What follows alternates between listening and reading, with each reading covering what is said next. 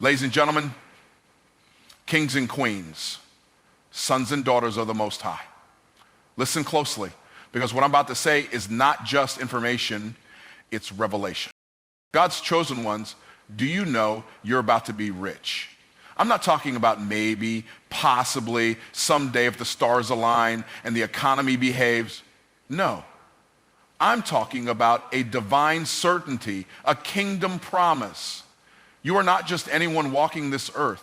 You are chosen, set apart, marked by heaven for greatness. And heaven does not do broke. Now let me make something clear. Wealth is not just about money.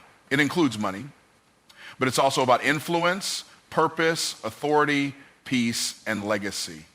Because if you've got millions but no mission, you're still bankrupt. But if you've got purpose and the power to produce, then baby, you've got the formula for unstoppable wealth. You are chosen, and chosen ones are not meant to live in lack. This truth isn't rooted in emotion, it's rooted in identity. From the very beginning, when God called his people, he called them out of lack, out of bondage, out of limitation, and into covenant. That covenant wasn't built on poverty or barely getting by. It was built on abundance, dominion, and overflow. Being chosen means you've been handpicked by the creator of the universe for a purpose. And purpose always comes with provision. Lack does not serve your destiny. Struggle does not glorify God when it becomes your permanent residence. Yes, there may be seasons of stretching, of testing, of wilderness, but the wilderness is never the destination. It's the preparation. God never calls anyone to stay in the wilderness. He brings them through it to enter the promise. When you accept that you are chosen, you must also accept the weight of what that means. You are not ordinary. You are not random. Your existence is not a coincidence, and because you're not ordinary, your resources can't be ordinary, your mindset can't be ordinary, your expectations can't be ordinary. There's a reason the enemy works overtime to convince God's chosen ones to settle for scraps. Because if you ever truly grasped what's yours, you'd stop begging and start building. You'd stop surviving and start leading. Lack is a lie that's been passed down through generations, especially among the faithful, as if holiness and poverty are siblings. They're not. Obedience and overflow are siblings. Righteousness and abundance go hand in hand because God doesn't just call people, he equips them. And he doesn't just equip them with ideas, he equips them with resources, favor, wisdom, strategy, and yes, look at every person God has used mightily throughout Scripture, and you'll see the same pattern. Abraham, chosen and blessed beyond measure. Joseph went from the pit to managing a nation's entire economy. David, chosen, fought battles, led a kingdom, and left wealth for the next generation. Esther, chosen, strategically positioned to access the king's wealth and influence to save her people. Over and over again, the pattern remains. God's chosen ones are elevated. They're resourced. They are not meant to stay hidden in corners or buried in debt. They're meant to be visible, impactful, and fully equipped to carry out kingdom assignments. But here's the thing. Being chosen doesn't automatically mean you're walking in abundance. It means you have the right to it. It's available to you. But just like Israel had to go take the promised land, you have to move toward what is yours. And moving requires a mindset shift. As long as you see yourself as less than, as long as you agree with the lies that say this is just how it is, you'll live beneath your inheritance. You can't claim chosen status while clinging to a poverty mentality. You can't speak favor on Sunday and then speak fear and lack the rest of the week. Your words, your habits, and your expectations must align with your identity. To be chosen means to live in divine alignment. It means to walk like someone backed by heaven because you are. It means to believe for more, not because you're greedy, but because you've got work to do. And purpose is expensive. Vision costs. Legacy isn't built on leftovers. So when God calls you chosen, he's not just calling you special, he's calling you responsible. Responsible for impact, responsible for territory, responsible for stewarding abundance well. Wealth is tied to obedience and purpose. It is not random, And it's not purely the result of hard work alone. Plenty of people work hard and never see overflow. The distinction between working endlessly and walking in wealth is alignment with the assignment God placed on your life. When you obey divine instruction, you unlock provision that already exists in the realm of your purpose. Obedience is the door, wealth is on the other side. But you don't get access by merely wishing or even by praying alone. You access it by moving when God speaks, even when it doesn't make logical sense. When God gives you an instruction, it is never just about the moment. It's about positioning. Abraham was told to leave his land and go to a place he'd never seen. That wasn't just a spiritual test. It was a positioning move. Obedience caused him to be in the right place at the right time to receive the covenant blessing. If he had delayed, he would have missed the divine setup. This is how wealth works for the chosen. It follows purpose, and purpose follows obedience. And chain reaction in the spirit. Every time you move in obedience, heaven moves in response. Many people ask for increase, but they haven't increased their level of obedience. They want multiplication, but they're still debating God's instructions. Wealth comes not just from what you do, but from doing what you were specifically called to do. The blessing is not on every idea, it's on the right idea. The idea birthed from prayer, from clarity, from alignment with your calling. Purpose is the container that holds wealth. When you pour your energy into something outside of your purpose, you can work for decades and still feel like you're chasing pennies. But when you step into what you were born to do, grace kicks in. Favor flows, opportunities find you, resources locate you, because when purpose and obedience merge, supernatural things begin to manifest in natural spaces. Obedience also includes stewardship. Sometimes the wealth is already in your hands, but your ability to manage it hasn't caught up with your prayer life. You're asking for more, but mismanaging what you have. Obedience in handling money, budgeting, investing, sowing, giving, and saving is part of unlocking the next level. God is not just concerned with blessing you, he's concerned with trusting you. Wealth is a responsibility. It's not given for comfort alone. It's given for assignment. If God gives you millions, but you're disconnected from your purpose, that money will serve no eternal value. But when you're locked in to why you were born, the wealth becomes a tool to expand vision, liberate others, and fulfill kingdom agendas. Some people are waiting on a financial miracle, but the instruction to activate it has already been given. God may have told you to start the business, write the book, launch the coaching program, buy the land, make the phone call, invest in the training. But instead of moving, you hesitated, analyzed, and delayed. Delay is disobedience in disguise. Wealth doesn't flow to hesitation.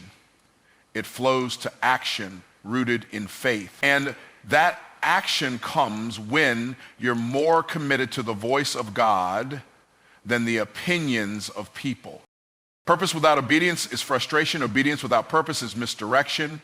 But when you obey within your purpose, wealth becomes inevitable. You're not chasing it, it's following you, as Scripture promises. Goodness and mercy, abundance and favor, all following you because you're in the right place at the right time, doing the right thing with the right heart. Wealth is not a reward for performance, it is a result of positioning. You get into position by obeying the last instruction God gave you. Even if it stretches you, even if it costs you, even if it doesn't make sense to others. God's economy operates above the world's economy. It is not bound by market crashes, inflation rates, interest hikes, or government policies. While the systems of the world are designed to keep people surviving, God's system is designed to bring people into overflow. The principles that govern divine wealth are not dictated by Wall Street or your credit score. They are dictated by the word, by faith, and by obedience. In God's economy, 5 loaves and 2 fish feed thousands. In God's economy, oil keeps flowing as long as there are vessels to receive it.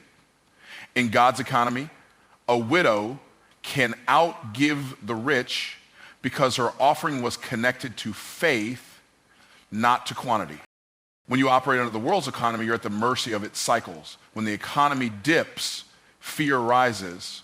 People pull back, stop investing, stop sowing, and start hoarding. But in God's economy, famine can become a setup for favor. Isaac sowed in a time of famine and reaped 100-fold in the same year. That's not good timing. That's divine timing. That's what happens when you operate under a different system. God does not need ideal conditions to bless you. He needs alignment and faith. The conditions around you may be falling apart, but when your source is heaven, your supply is not affected by the instability of man. The world teaches scarcity. God teaches abundance. The world says there's only so much to go around. God says there's more than enough. When Peter let down his net in obedience to Jesus, he didn't just catch a few fish. He caught so many that his boat began to sink. That's not normal. That's not logical, but that's kingdom. The overflow that comes from God does not just bless you, it forces you to call others to help carry the blessing. That's how his economy works. It doesn't just meet the need, it exceeds it. It multiplies. It creates legacy, impact, and capacity. Operating in God's economy requires a mindset shift. You cannot think like the world and expect kingdom results. You cannot walk in fear and expect faith to produce. The world teaches you to chase money, chase security, chase position. But God teaches you to seek first his kingdom, and all these things will be added to you. You don't have to chase when you're in alignment. You attract what you are prepared to steward. God's economy responds to those who are trusted with little and ready for much. The currency in the kingdom is not dollars, it's faith. Faith moves mountains, opens doors, releases provision, and multiplies resources. The widow at Zarephath had just enough flour and oil for one final meal, but she obeyed the prophet's instruction, and her supply never ran out. That's not the world's system. That's heaven's system. It's based on trust, on listening, on moving even when you don't understand. It doesn't make sense to give when you barely have enough. But that's often the very act that opens the floodgates. Because in God's economy, your seed determines your harvest. Not just financial seed, but the seeds of time, energy, service, obedience, and faith. God is not watching the economy, he's watching your posture. He's watching whether you will trust him when it's tight. He's watching whether you will believe for more when the world says settle. He's watching whether you will keep sowing when others are panicking. The principles that govern his economy are consistent, unshaken, and eternal. While the systems of the world rise and fall, his word stands forever. The kingdom is not in recession. The kingdom is not confused. The kingdom is not broke. It's fully resourced, fully funded, and fully prepared to support your assignment when you choose to operate in its system. Your harvest is coming. Because you've been faithful in the planting season, faithfulness in obscurity always precedes fruitfulness in visibility. And when you plant in prayer, in discipline, in service, in sacrifice, and in silence, you activate a spiritual law that cannot be broken. What you sow, you must reap. And while others may not have seen the long nights, the obedience, the rejections you endured, or the seeds you planted when it cost you everything, heaven saw it all. Every seed you sowed in faith has been recorded, and it is impossible for it not to bear fruit when the due season arrives. The process of sowing doesn't look glamorous. It's often lonely, invisible, and filled with doubts. You pour into others who don't pour back. You give when it feels like you're being drained. You show up, stay consistent, and wonder if it even matters. But the harvest doesn't come to the one who feels good. It comes to the one who is faithful. You don't need applause to qualify for breakthrough. You need consistency. You don't need a stage to be seen by God. You need a heart that doesn't quit even when there's no sign of reward. Because in the kingdom, the law of sowing and reaping is not just a suggestion, it's a principle. It is a divine promise that what goes out in faith must come back multiplied. There's a reason why harvest doesn't show up the day. You are not being blessed just for yourself, but to be a blessing. The favor on your life is not accidental and is not meant to terminate with you. Everything God gives, whether it's wealth, influence, wisdom, or opportunity, is given with a divine expectation that it will flow through you, not just to you. You are a vessel, not a vault. You are a distribution center, not a storage unit. Now, the overflow you're walking into is not just for your comfort, your house, or your name. It's for the impact you've been assigned to make. God's design has always been generational and community-oriented. From the covenant with Abraham to the mission of the early church, the blessing was never about one person alone. Abraham was blessed so that all nations could be blessed through him. The early believers shared what they had so that no one among them lacked. There's power in understanding that your breakthrough is someone else's lifeline. Your obedience opens doors for people you've never even met. Your increase funds dreams, feeds families, educates children, supports missions, restores dignity, and breaks generational curses. Not just in your bloodline, but in entire communities. When you embrace this mindset, you begin to understand why God is serious about abundance. He's not just trying to bless you so you can upgrade your lifestyle, though there's nothing wrong with enjoying the fruit of your labor. He's blessing you because your hands are attached to a greater assignment. You carry answers, solutions, and strategies that require resources to activate. Vision needs funding. Impact needs infrastructure. Ministry needs money. Dreams need capital. If your vision is really from God, it's going to outgrow what you can do on your own. That's why he blesses. That's why he increases, because he knows that if he can get it through you, he can keep pouring it to you. This is why selfishness is a spiritual blockage. When you make it all about yourself, you shrink the capacity of the blessing. The more open your hands are, the more God can trust you with. When you hold tightly to what you have out of fear, you actually signal to heaven that you don't trust the source. But when you release, when you give, when you serve, when you build for others, you prove that you understand the flow. The river doesn't run dry when it flows freely. It runs dry when it's dammed up. Your life is meant to be a river of blessing, not a stagnant pool. This is also why generosity is a weapon. It disrupts greed, defeats scarcity, and shifts atmospheres. When you give from a place of revelation, not obligation, you activate supernatural results. You become a magnet for favor. People start sowing into you without you asking. Resources show up from unexpected places. Why? Because heaven recognizes a trustworthy steward. You stop chasing the blessing and start channeling it. It also means that the blessing on your life has a mission attached to it. You're not just here to accumulate, you're here to advance the kingdom, advance justice, advance healing, advance opportunity. You've been positioned as an answer to problems others are praying about. That's why you've gone through what you've gone through, so that your breakthrough could become someone else's blueprint. That's why the doors are opening, so you can lead others through them. That's why the wealth is being released, because it's tied to something bigger than your personal comfort. When you realize that your blessing is about more than you, it changes how you pray, how you plan, and how you steward what you've been given. You begin to dream differently. You stop asking just for increase, and you start asking for instructions.